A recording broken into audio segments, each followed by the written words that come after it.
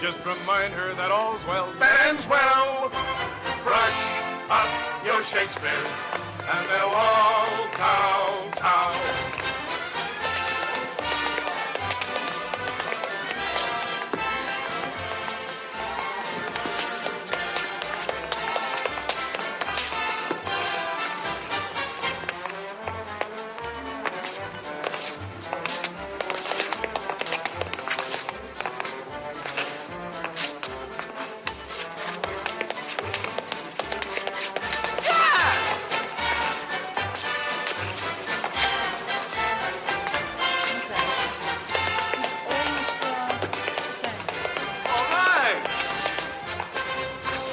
Brush up your Shakespeare. Start quoting him now.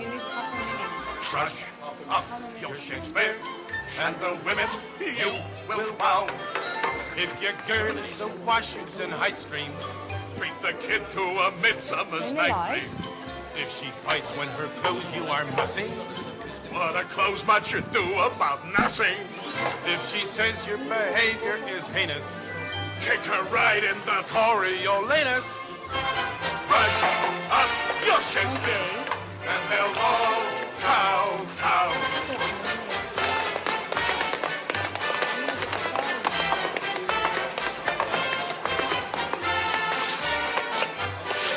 And they'll all kowtow. Thinkst thou? Okay. Begin exactly on time. Please sit down. Let's begin. Are you sitting comfortably? Yes. Can you hear me without a microphone? Yes. Good. You want to practice a little bit of drilling? Yes. What? Have you got your tesol Macedonia Trace programs? Yes. And have a good look at the cover. What is the theme of this conference, and what is the key word in the title? Inspire. Do you like doing word derivatives? Give me a derivative of inspiring. Inspiration. 1, 2, 3. Inspiration. 1, 2, 3. Inspiration. Okay, at this conference we also heard a kind of synonym or a related word beginning with C. It was in the title of some talks, and people mentioned this as well, connected to inspiration. Which word is it? Creativity. All together. Creativity. So we're talking about Shakespeare and language teaching, and we're talking about inspiration. We're talking about creativity. Shakespeare uses another word beginning with I, which we need when we're acting, which we need when we're teaching. A word connected, a lexical set, inspiration, creativity, and imagination. 1, 2, 3. Imagination. Now here's a Shakespearean synonym beginning with I. I'll give it to you. Invention. 1, 2, 3. Invention. Shakespeare uses this in the first piece you're going to hear, The Muse of Fire. And if you have any difficulties with words, don't worry. Are you advanced students? Hands up. Are you C1? Hands up. C2? I'm C1.5. C1.5. By the way, this is my Shakespeare panel. There's one thing wrong with this conference. There's no panel, no plenary panel, no interactive panel. So we've got our very own Shakespeare panel. Let's give them a round of applause.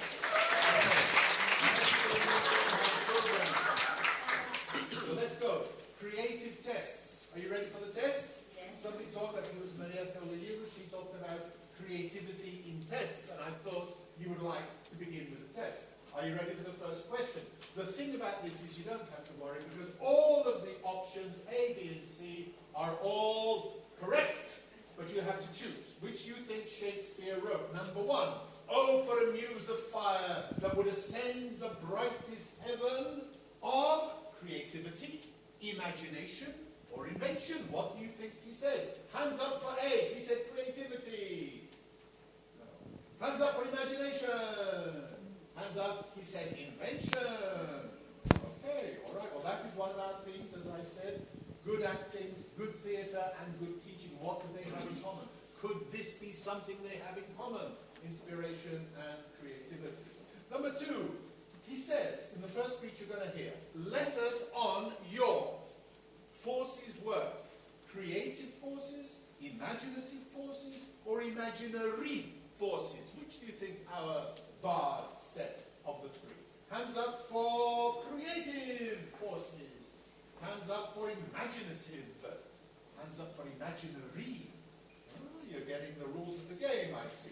In brackets, I've given you the clue, the title of the play, the first two letters, to make you work a little bit, because I want your imagination, your imaginary forces to work. HV is what? H5, which plays it?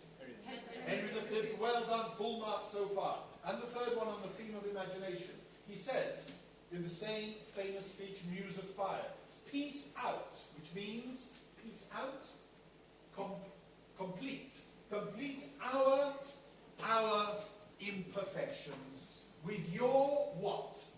Knowledge, imagination, thoughts. What do you think Shakespeare said? The actors are not very good. I'm just pretending, they're actually superb. But Shakespeare complained about the fact that his actors weren't always up to it. And his theatre wasn't up to it. And so he needed the involvement of the audience. Does that remind you of something? Yes. Okay. We may be imperfect, but the students, the actors, the audience, they all work together using their knowledge, imagination, or thought. What did Shakespeare say? Okay. I said they're all correct, so you can make as many mistakes as you like. Well done. We'll see what the answer is as we begin in a minute. Let's jump now to another play. Let's look at number 6. You see my t-shirt? The theme is the roles that we play. We teachers, we play many parts. Do you agree? These are just a few examples. Okay, it's an excuse to get you to look at my beautiful body very carefully. Okay? But Shakespeare has the famous speech, The 7 Ages of Man or Woman. Okay? And here is one of them, number 6. The justice or the judge is full of wise proverbs, sayings, saws. Which do you think he said? Sayings. Saws is a synonym. Proverbs, a related one. Okay, let's see what he says as we get the show on the road. Number 7. And that was from A-Y-L-I. What's the play? As You Like It. Well done, top marks. Why should they? Now, this is from a very early play, C.E., very early comedy of errors, and it's a sentence which is of great interest to the women in the audience and the men, but mostly the women. Why should their live freedom, rights than ours be more? It's a woman complaining about inequality between the sexes. Sounds familiar? What do you think Shakespeare says? He has the woman say, why should their liberty, their freedom, their rights than ours be more? Right, good one. It's not the correct answer, but never mind, they're all correct. Okay, and she goes on to say, well, one of the ladies says, your husband is the yoke, the bridle, the master of your will. The master. So do you agree with that? Hands up for the women. You agree. The man is the master. Hands up. The man is the bridle. You know what a bridle is? What do you put a bridle on? A horse, a donkey, an ass. Well done. Number 9 may be a difficult word, but we'll try. It's this makes you keep unwed. Not this, but problems of the marriage bed. Number 9. It's this attitude makes you to keep unwed. It's this servitude that makes you to keep unwed. It's this slavery that makes you. These two sisters speak. One sister says to the other, that's why you haven't got married. It's this attitude. It's this servitude. It's this slavery. Which do you like? We'll check it as we go along. Okay, that was comedy of errors. And just one last one from number 12, Hamlet. An easy one. With this special advice that you overstep not, number 12, the modesty of nature. He's giving advice to the actors, which may be advice to teachers too. What does he say? This special advice? You overstep not the modesty of nature. Be natural. This special observance, this special rule. Which one are you going to vote for? Rule. This is giving you something I hope to listen for, so you keep away. Now, as we begin then, I'll leave the multiple choice there for you to focus on if you want. You can just enjoy what you see, or you can answer the question. I hope it helps you.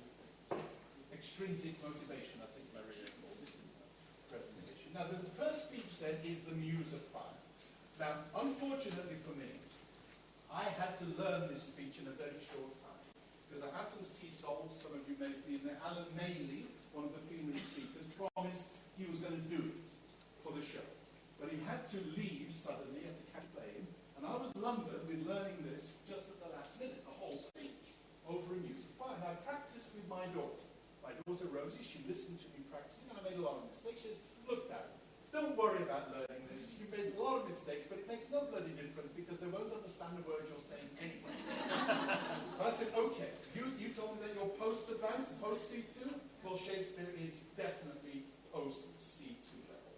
If you don't understand every word, what do? We get the gist. What was Penny talking about? Reading, get the gist, get the main point. And enjoy the music of Shakespeare, if nothing else. That's my excuse. Now, don't laugh at me if I make mistakes, but it begins, oh, for a muse of fire, that would ascend the brightest heaven of invention. A kingdom for a stage, princes to act, and monarchs to behold the swelling sea. Then would the warlike Harry, like himself, assume the port of Mars, and at his heels, leashed in like hounds, should famine, sword, and fire crouch for employment. But pardon, gentle soul, these flat, unraised spirits that have dared on this unworthy scaffold to bring forth so great an object. Piece out our imperfections with your thoughts. Can this cockpit hold the vasty fields of France?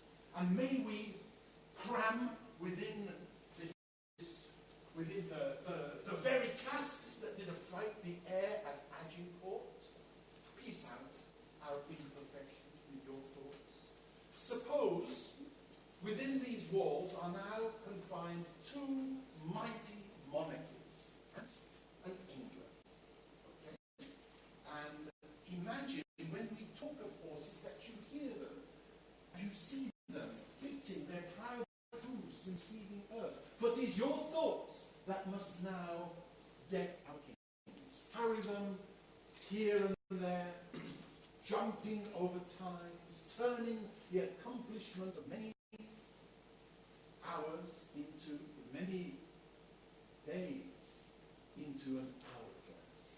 Admit me, chorus-like, at this history, who prologue-like, your humble patience pray, gently to hear, kindly to judge our play. Will you gently hear and kindly judge? Yes. Okay. So I slipped up a little bit, but I tried. So everybody can do it. We can use our memories. Now, Shakespeare wrote that speech from Henry V in which century? 16th, 15th, 17th? The 16th century. It's about the same time that the first English language textbooks came out. And it was about the same time that the first private lessons in English were actually taking place. And hands up if you teach a coursework. You all went to the plenary, you teach a course. Hands up if you do private lessons. Well, in a minute, we're going to look at the first English coursework. But let's look at what people said then about the first private lessons. This is an English language educator in the 16th century talking about private classes. As you listen, tell me if it's still true today, what this educator says about private one-to-one teaching. I like not their manner of teaching, for they will take money beforehand, and when they are paid, they care little for their students. Is that still true? Of course. And their method of teaching, the same educator says, their method, it is only to read some half a page and to translate it. And they will not stay for more than half an hour. Is that true? Half an hour translating half a page? Of course it's not true. We've made a lot of progress. But what about course books? Penny told us some very interesting things about innovation and tradition in course books. But what were the first course books like? In your program, you have an extract from the very first English language course book.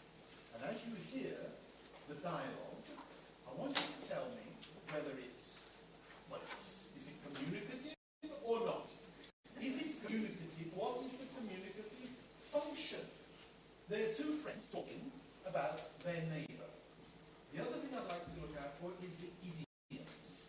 person who wrote this course book was also focusing on idioms. Can you spot the idioms? Have you got the extract over right at the beginning of the program? It begins what? What has become? So here are the two friends gossiping about their neighbour. What has become of your neighbour? As old as you see him, he has of late wedded a young wench of 15 years old. Then he and she will make the whole Bible together. I mean, the New and Old Testament. To an old cat, a young mouse. Old flesh makes good broth. Thank you, Charles. So, communicative function, was it communicative? Was it a drill or was it a natural dialogue? This was the 16th century. So when we say innovation, perhaps we should remember what the Greeks said about there is nothing new under the sun. Talking of sun, the sun's going to come into the private lesson, which I'm now going to demonstrate with my student, my French student. Her mother tongue is French. She's Princess Catherine. I'm her teacher, I'm King Henry, and she's Princess Catherine. And we've agreed to do a one-to-one lesson. It's right at the beginning of the course. And we're swapping my English for her French. Okay? Your job is to identify the aim of the lesson. Fair Catherine, most fair Kate, will you teach me words of love that will enter your gentle heart? Your Majesty shall mock it. I cannot speak your England. Fair Catherine, if you will love me fluently with your French heart, I will be glad to hear you confess it brokenly with your English tongue. Do you like me, Kate? Pardonnez-moi, je ne comprends pas. What means like me? Okay. I'll teach Kate. Like. An angel is like you. You are like an angel. Que dit-il? Que je suis semblante dans les gens? Well done, Kate. Great. Oh mon Dieu, les langues des hommes sont pleines de tromperies. What dost thou say, Kate? What dost thou say? That the tongues of men are full of deceit? That the tête de maître is filled with In faith, Kate, I'm glad you speak no better English, because if you did, you'd know how plain I am.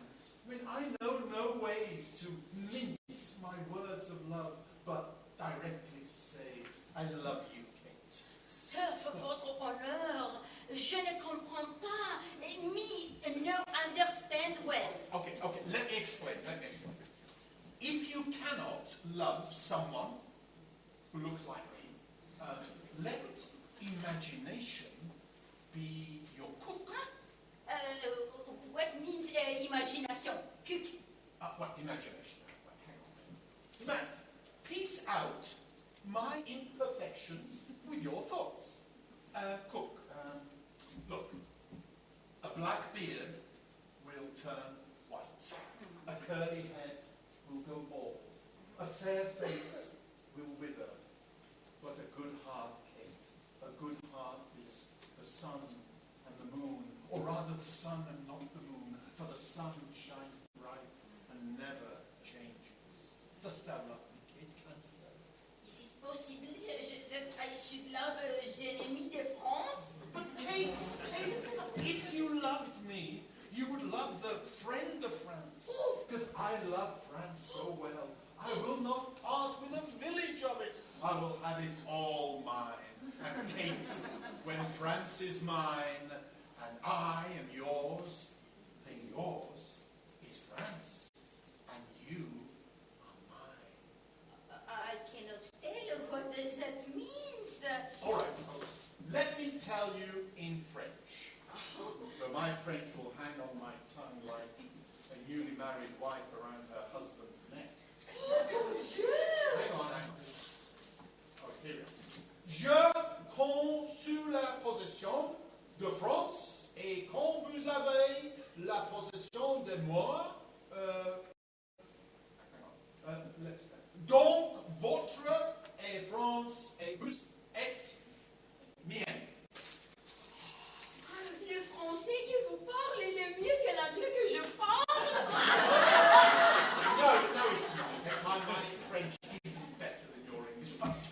understanding this much English. Can you love me, Kate? Mais cocktail? Sayest thou my flower muse? Flower de bus? What means flower de bus? I'll tell you later. What sayest thou, la plus belle Catherine du monde? Oh, your majesty, Mina France, du disciple, the most wise mademoiselle that is en France. All right. Forget my false French. Let me tell you in simple, true English. I love you. Dost thou love me?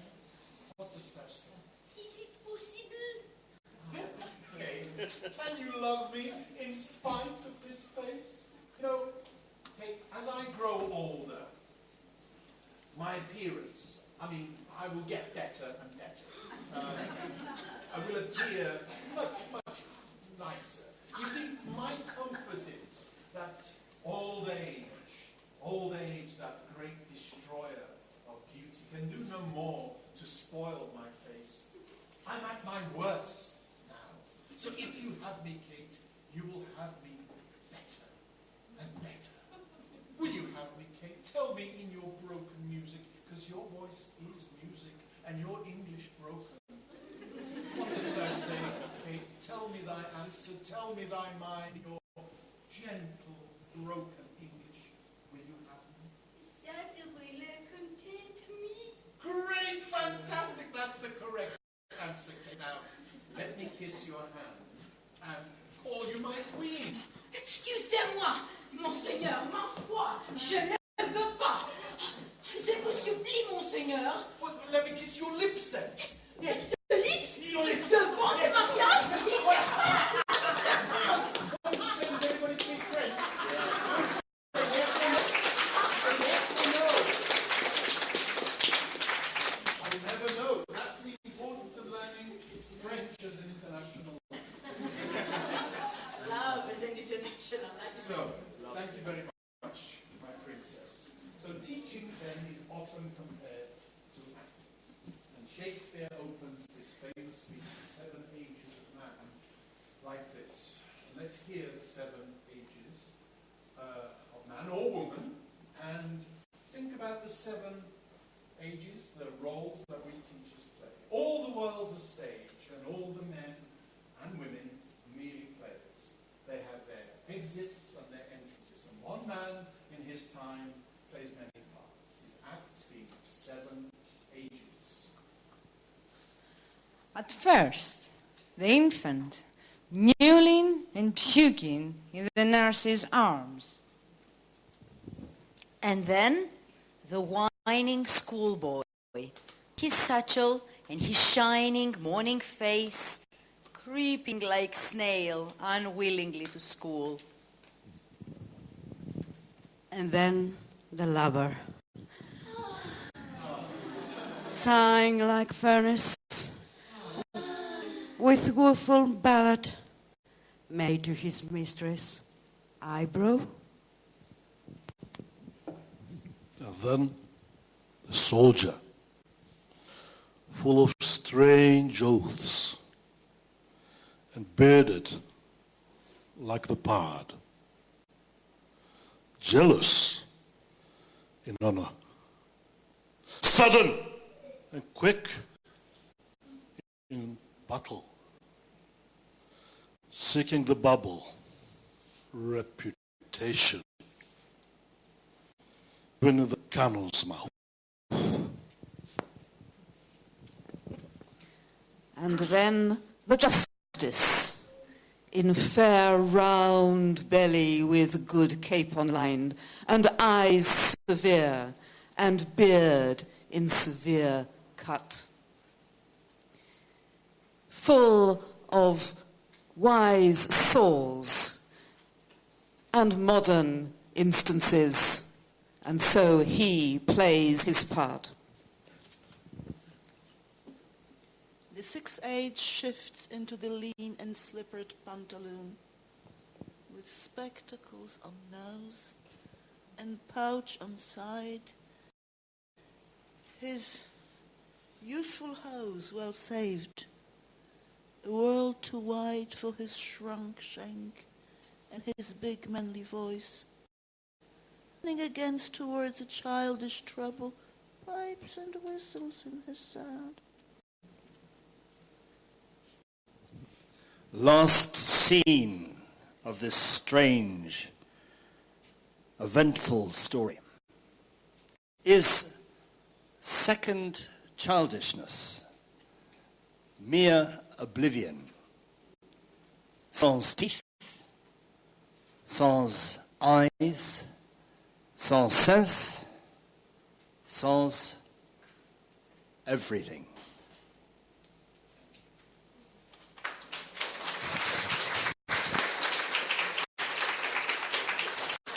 Now let's hear two sisters, Adriana and Lucia. Adriana is the older one and she's married. Adriana. And she's complaining, she's very unhappy at her marriage. Her young sister Luciana is not married and is giving her advice. And this is Shakespeare asking very early on in his career the question, why should their liberty than ours be more? Okay, so let's hear the advice young Lucy gives to big sister Adriana. No, she's not married and she is.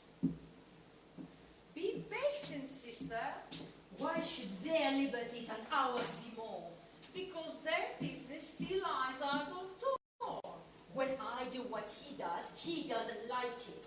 Oh, you know, he's the bridle of your will. Only donkeys will be bridled so. Man is master of the beast, the fishes and the winged fowls, lords of the wide world and wide watery seas. Husbands are masters of their females. It's the servitude that makes you to keep unwed. Not these, but troubles of the married bed. Not this, but troubles of the marriage.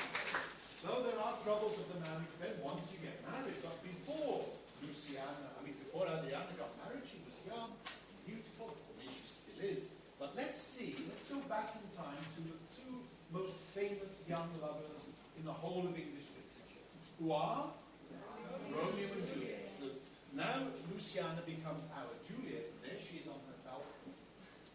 And she's going to be visited in the garden of her home by young Romeo. Okay, now this is the perfect love. This is before things, as you saw, went wrong. But there was a time when they were passionately in love. And this is Romeo expressing his passion for Juliet. And this is, notice the way he addresses his young love, Juliet. Over to you, Jane. She speaks.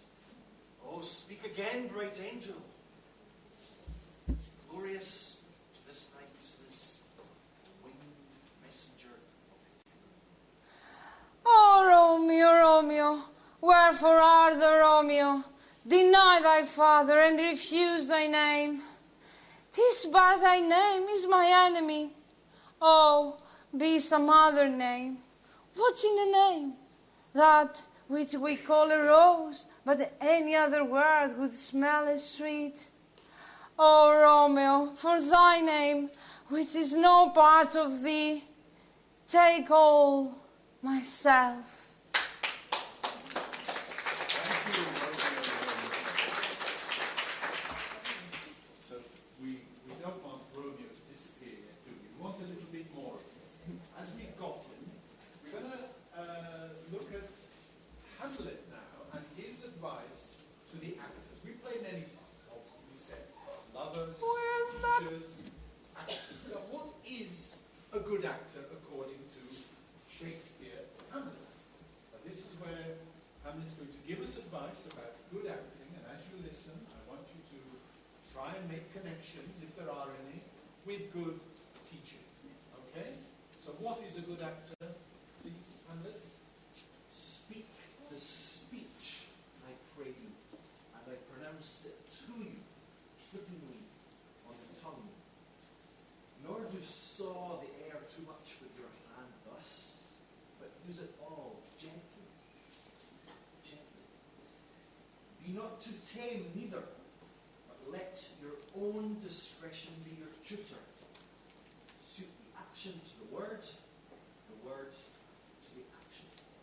And with a special observance that you overstep not the modesty of nature, or anything so overdone is from the purpose of playing, whose end, both at the first and now, was and is to hold, as it were, the mirror up to nature.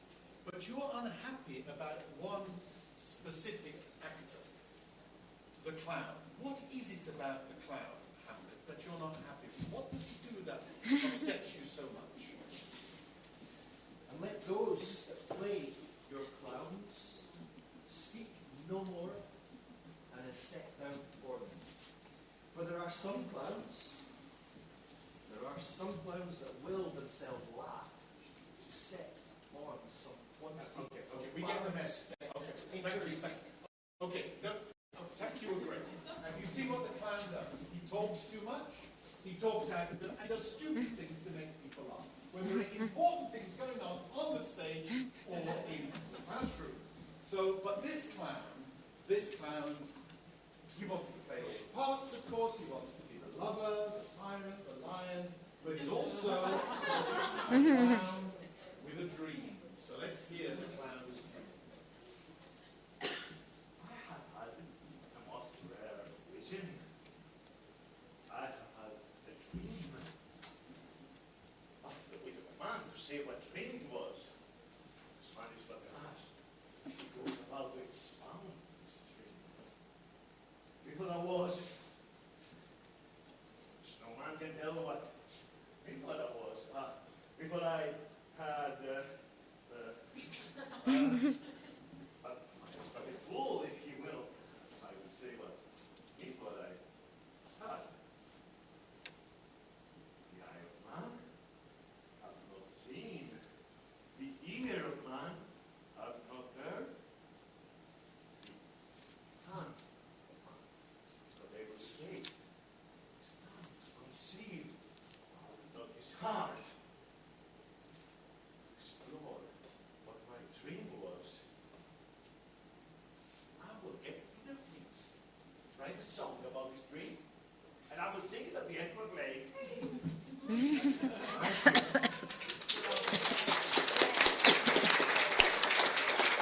So now you can tell me, were you a clown at school? Come on. Who was the clown? Well, I have no hesitation in admitting I was the clown. I was the class clown, but I became a language teacher, as you can see. How did I become a language teacher? Well, it was like this, very quickly. I was at Bristol University, and I saw this poster in the university English department, which said, teaching jobs in Greece. I'd never taught before. I was curious to see Greece for the first time. I'd never been. And I had to go to London for an interview. And in this hotel in London, there was a man from Greece. And I think it was my first encounter with English as a lingua franca, because he asked me some questions, and this is what he said. The acid test was to answer this particular question. So, Mr. Prodorov, you would like to be a teacher of English. Well, can you answer this question? How many parts does the verb to be half? I said, pardon? How many parts does the verb to be half? I just finished university. I studied literature, Shakespeare. I said, I don't know, two. Two? Why? Two. To be or not to be? He laughed and I got the job. So thanks to Hamlet and the most famous speech in English literature, you know it, of course. And you know it to be or not. Let's do it together, shall we? Very quickly. To be or not to be, that is the question. Whether it's nobody in the mind to suffer the slings and arrows of outrageous fortune, or to take arms against the sea of troubles and by opposing end them, to die, to sleep, no more, and by sleep to say we end the heartache and the thousand natural shocks that flesh is heir to. 'Tis a consummation devoutly to be, to die, to chance to dream. Aye, there's the rub. But in that sleep of death, what dreams may company have shuffled off this mortal coil must give us pause. There's the respect that makes calamity of so long life. For who would bear the whips and scorns of time, the oppressor's wrong, the proud man's contumely, the pangs of despised love, the law's delay, the insolence of office, the spurns, the patient merit of the unworked, when he himself might his quietus make with a bare bodkin? Who would fardels bear to grunt and sweat under a weary life, but that the dread of something after death, the undiscovered country from which born, no traveller returns, puzzles the will, and makes us rather bear those ills we have than fly to others that we know not. Thus conscience does make powers of us all, and thus the native hue of resolution is sicklied over the pale past of thoughts, and enterprises of great pitch and moment with this regard their currents turn overnight and lose the name of, well, better late than never. Thanks very much. So that's to be enough to do. There's a famous speech in English, and now it's time, I think we need a song. Was and a little tiny boy with a hair, the wind and the rain, a foolish thing was but a toy, for the rain it rained every day. With a hair, the wind and the rain, for the rain it rained every day. But when I came to man's estate, with a hail, the wind and the rain, gainst knave and thief men shut up their gate, for the rain it rained every day. With a hail, the wind and the rain it rained every day. But when I came alas to wife, with a hail, the wind and the rain, by swaggering I could never thrive, for the rain it rained every day. With a hail, the wind and the rain it rained every day. Long, long ago the world began, with the wind and the rain, but that's all while our play is done, and we'll strive to please you every day. With the hail, the wind and the rain, for the rain it rained every day. That was the full song from Twelfth Night, one of Shakespeare's happiest comedies, and also from King Lear, one of his tragedies. So it's honestly a song that Shakespeare was very fond of, this song. Was that the song you had in mind? Is that the song you wanted to sing? So let's hear a little bit of King Lear before we draw to a close. This is King Lear, a very old man who's had a very difficult time, and to the 7 ages that we've heard so far, he adds another one, the 8th age. I wonder if you can spot the other H that Shakespeare mentions here, through King Lear towards the end of that wonderful play. You must be patient. We came crying hither. Thou knowest the first time that we smell the air, we bawl and cry. I will preach thee. Mark me.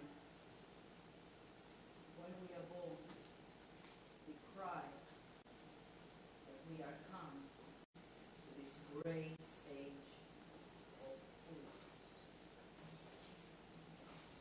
So we have the infant mewling and puking in the nurse's arms. We have the infant again wailing and crying.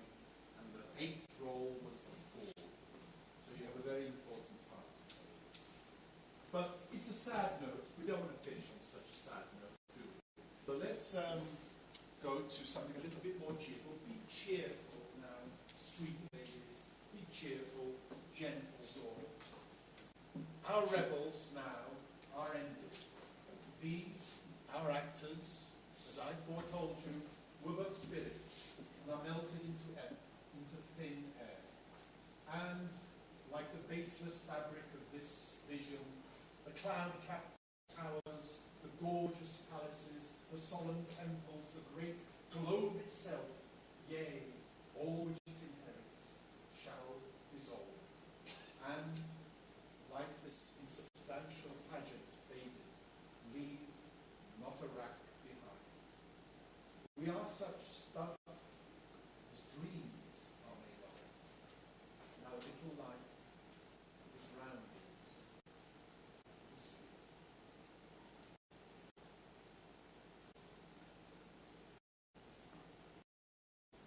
Unless now are ended. These, our students, as I foretold you, were all spirits, and are melted into air, into thin air.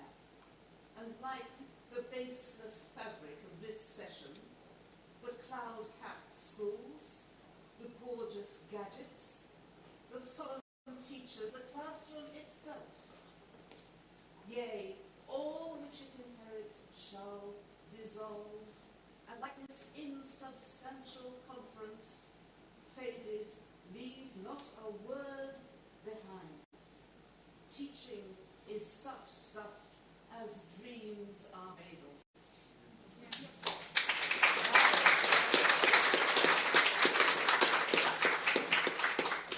If we actors have offended you, think only this and all is mended.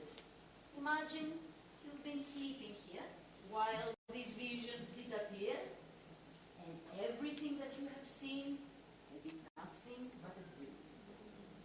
But that's all one. For our play is done. And we'll try to please you every day. Good night, ladies. Good night, sweet ladies. Good night to you. Gentles all. Good night. Good night.